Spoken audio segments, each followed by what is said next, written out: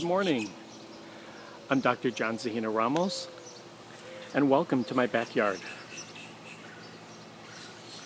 This morning, I'm going to take you on a brief tour of the window boxes and planters along the back wall of my house to show you just how much food can be grown in such a small amount of space. I apologize for all the noises behind me, but I live in the city, like most people do. And these are the noises that one would normally hear in an urban area, so you're getting it raw. No fancy music or background delights. The first stop is the blue rain barrel, which catches enough of the rain from the roof and stores it for me to water the boxes all year round. These window boxes are planted with beets. There's three kinds. There's the typical round beet, round-rooted beet. There's also cylindrica that has a long, narrow, cylinder-type root. You can see that forming there. And those are perfect for slicing and canning and pickling. And then there's the golden beet. You can see that's formed there.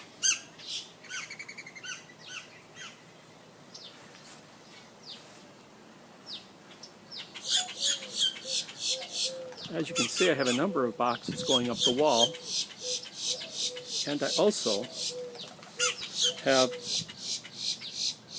containers placed underneath the boxes, and that way I've maximized the use of this space.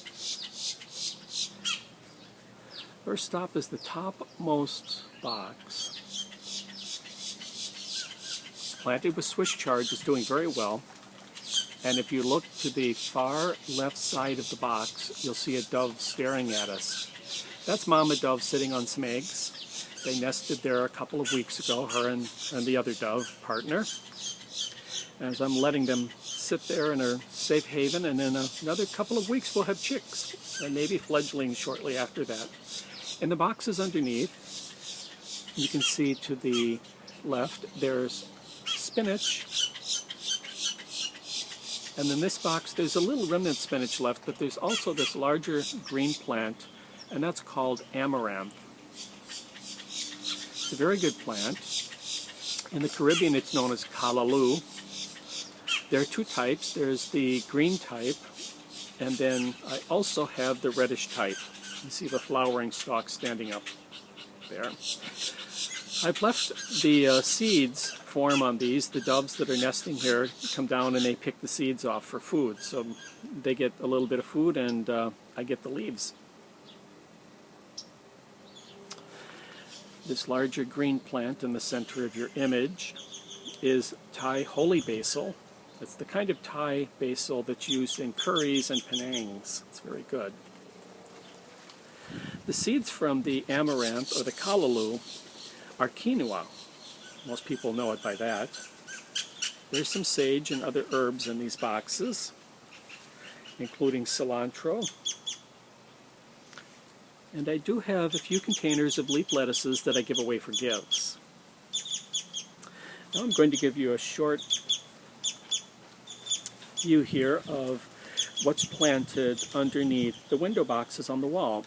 This large plant here, bluish green leaves, a little silveryish, is artichoke. Now they say you can't grow these in Florida, or South Florida anyway, and I seem to be giving it a pretty good run for its money. So let's see what happens if I actually get artichokes off of it. And there's celery, more celery, and artichoke.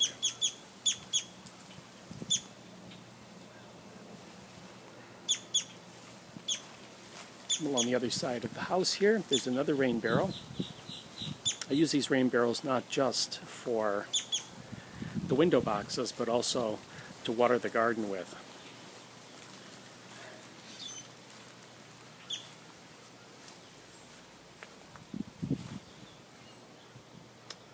Up here on the top shelf, I have spicy leaf lettuces. On the middle shelf, I have mild leaf lettuces. And in this box, I'm growing a little bit of leaf lettuce, and next to it are basil seedlings. And just sprouting now are some cilantro. On the bottom shelf, there's a stray cabbage that came up from seeds that were left in the box. There are parsley and also celery. And in this box, looks a little ragged. That's more callaloo or amaranth, and a lot of seedlings are coming up. So in a little while, I'll have some seedlings that I can transplant into the garden or just leave them into the box. This spindly, spidery looking plant coming out of the terracotta pot behind Santa is the Mexican oregano, which can live really well in hot, dry conditions. So that's why I have it out here. There are also peppers, bell peppers, more celery, and a pot of strawberries for an occasional strawberry. All total on the back wall, there are approximately 24 window boxes. And taken together, those window boxes have about 30 square feet of garden space. Now, if you were to add in the extra amount of growing space that's included in the pots underneath,